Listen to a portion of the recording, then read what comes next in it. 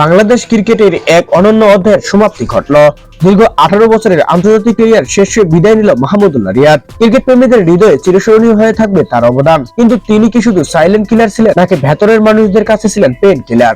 2007 সালে আন্তর্জাতিক ক্রিকেটে অভিষেক হয় রিয়াদের। তখন তাহিদ হৃদয় ছিলেন মাত্র 7 বছরের শিশু। সেই শিশুটি একদিন রিয়াদের সতীর্থ হবেন হয়তো ভাবনারও অতীত ছিল। আর আজ সেই হৃদয় ফাঁস করলো এক চমকপ্রদ তথ্য।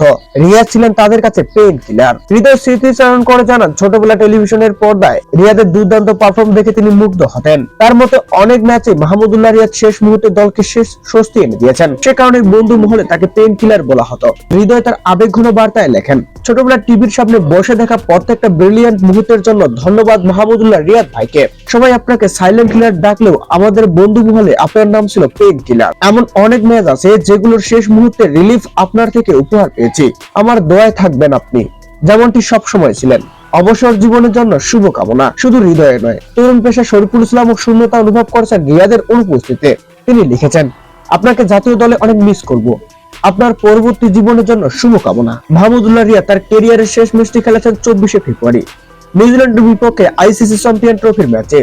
যদিও মাত্র 4 রানে থেমে যায় তার ইনিংস, তবে তার অবদান কখনোই সংখ্যায় পরিমাপ করা যাবে না। বাংলাদেশ ক্রিকেট ইতিহাসে তিনি চিরস্মরণীয় হয়ে থাকবেন, এতে নেই কোনো সন্দেহ। তাহলে আপনার চোখে মাহমুদুল্লাহ কে ছিলেন, সাইলেন্ট কিলার নাকি পেন কিলার? আপনার মূল্যবান মন্তব্যটি আমাদের ভিডিওর কমেন্ট বক্সে জানাতে ভুলবেন না। ধন্যবাদ।